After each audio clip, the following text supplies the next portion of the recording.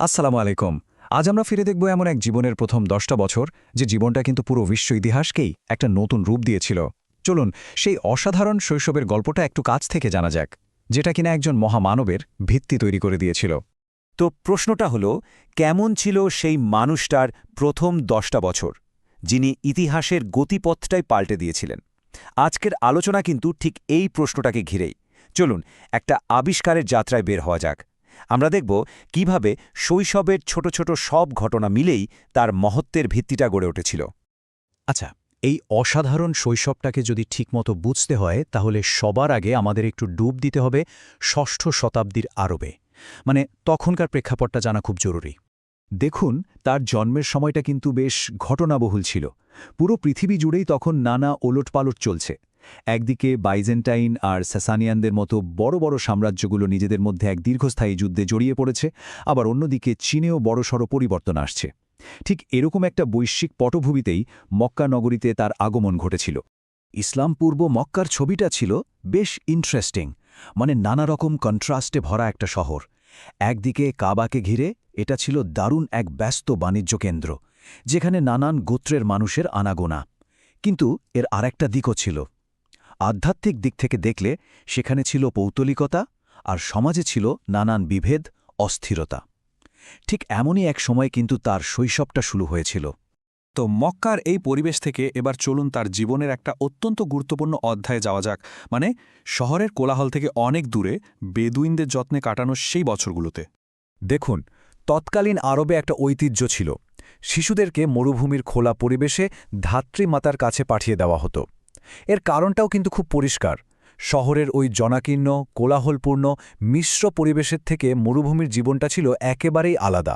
এই খোলা পরিবেশে বড় হতে গিয়ে শিশুরা শুধু যে শারীরিকভাবে অনেক বেশি শক্তিশালী হতো তা কিন্তু নয়, এর সাথে সাথে তারা শিখত বিশুদ্ধ আরবি ভাষা আর অর্জন করত সহনশীলতার মতো অসাধারণ সব গুণ। আর এটাই তাদের ভবিষ্যতের জন্য একটা শক্ত ভিত্তি গড়ে দিত। সত্যি বলতে, মরুভূমির এই পরিবেশটা তার জন্য এক অমূল্য উপহারের মতোই ছিল। এখানে তিনি বিশুদ্ধ ভাষা শিখেছেন, শারীরিক শক্তি আর সহনশীলতা অর্জন করেছেন, আর প্রকৃতির কাছ থেকে পেয়েছেন ধৈর্যের শিক্ষা। এই সময়টাই তাকে আত্মনির্ভরশীল হতে শিখিয়েছে, আর সৃষ্টির বিশালতার সাথে একটা গভীর সংযোগ তৈরি করে দিয়েছে। তার ধাত্রীমাতা হালিমার কাছে কাটানো এই সময়টা তার ব্যক্তিত্ব গঠনে যে কী পরিমাণ প্রভাব ফেলেছিল তা বলে শেষ করা যাবে না। কিন্তু এই বেড়ে ওঠার সময়টাতেই খুব তাড়াতাড়ি চলে আসে গভীর ব্যক্তিগত হারানোর এক পর্ব। আর এই ঘটনাই তার মধ্যে সহানুভূতি আর মমত্ববোধকে আরও অনেক বেশি মজবুত করে তোলে। ভাবুন তো একবার, মাত্র 6 বছর বয়স। এই বয়সেই তিনি এক বিশাল শূন্যতার মুখোমুখি হলেন, তার মা আমেনাকে হারিয়ে। একটা বাচ্চার জন্য এই বয়সে মায়ের স্নেহ হারানোর যে কি গভীর বেদনা, তা তার কোমল হৃদয়ে একটা স্থায়ী ছাপ ফেলে গিয়েছিল। এমন একটা শূন্যতা যা পৃথিবীর আর কোনো কিছু দিয়েই পূরণ হওয়ার নয়। আর দুঃখের এখানেই শেষ ছিল না। এর ঠিক 2 বছর পর, যখন তার বয়স মাত্র 8, তখন তার আশ্রয়ে তার স্নেহময় দাদা আব্দুল মুত্তালেবও এই দুনিয়া ছেড়ে চলে যান। ভাবা যায়, মাত্র 2 বছরের ব্যবধানে দুবার এতিম হওয়ার এই কষ্ট তার শৈশবকে কতটা কঠিন করে তুলেছিল। এরপর তার অভিভাবকত্বের দায়িত্বটা আসে তার চাচা আবু তালিবের কাঁধে। আর চাচার এই গভীর ভালোবাসা আর অটল সুরক্ষা তার জন্য একটা নতুন, নিরাপদ আশ্রয় হয়ে ওঠে। এই আশ্রয়ে কিন্তু তাকে ভবিষ্যতের কঠিন পথ পাড়ি দেওয়ার শক্তি জুগিয়েছিল। আবু তালেব শুধু একজন অভিভাবকই ছিলেন না, তিনি হয়ে উঠেছিলেন তার সবচেয়ে বড় রক্ষা কবচ।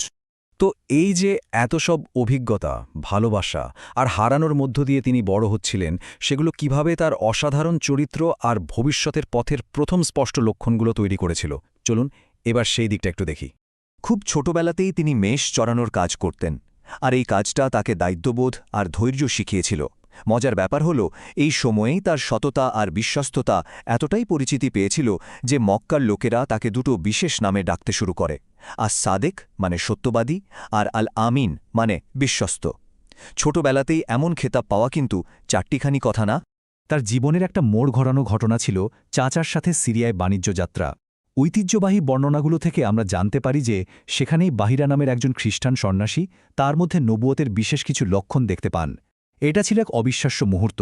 বলা যায় এটাই ছিল তার ভবিষ্যৎ মিশনের প্রথম কোনো বাহ্যিক স্বীকৃতি, যা তার জীবনের এক অসাধারণ অধ্যায়ের সূচনা করে দিয়েছিল। তো এতক্ষণ আমরা যে অভিজ্ঞতাগুলোর কথা বললাম, মরুভূমিতে বেড়ে ওঠা, আপনজনদের হারানো আর ছোটবেলা থেকে নেওয়া দায়িত্ব, এই সব কিছু মিলেমিশে কিভাবে তার ব্যক্তিত্বকে গড়ে তুলছিল, চলুন সবটা একবার গুছিয়ে দেখা যাক। তার জীবনের প্রথম 10টা বছরই কিন্তু তার চরিত্রের মূল ভিত্তিগুলো গড়ে দিয়েছিল। যেমন ধরুন, এতিম হওয়ার যন্ত্রণা তাকে শিখিয়েছিল অন্যের কষ্ট বোঝার গভীর সহানুভূতি। মরুভূমির কঠিন জীবন তাকে বানিয়েছিল সহনশীল। একাকী মেষ চড়ানোর দায়িত্ব থেকে তিনি পেয়েছিলেন ধৈর্য আর সততার শিক্ষা। প্রতিটি অভিজ্ঞতাই ছিল আসলে ভবিষ্যতের জন্য একটা গুরুত্বপূর্ণ পাঠ। পরবর্তী জীবনে তার দেওয়া অনেক শিক্ষার মধ্যেই কিন্তু আমরা এই শৈশবের অভিজ্ঞতারই প্রতিধ্বনি শুনতে পাই। যেমন তার একটা বিখ্যাত উক্তি ছিল, ক্রোধের সময় যে নিজেকে নিয়ন্ত্রণ করতে পারে সেই সবচেয়ে শক্তিশালী। এই যে ধৈর্য আর আত্মনিয়ন্ত্রণের কথা, এর বীজ কিন্তু রোপিত হয়েছিল সেই প্রথম 10 বছরেই, আর এই গুণগুলোই পরবর্তী জীবনে তাকে পথ দেখিয়েছে। শেষ করার আগে একটা প্রশ্ন রেখে যেতে চাই। শৈশবের এই বিশেষ অভিজ্ঞতাগুলো, এই কষ্ট, এই শিক্ষা, এই ভালোবাসা, এগুলো ছাড়া তার ভবিষ্যৎ যাত্রাটা কি আদৌ সম্ভব হতো?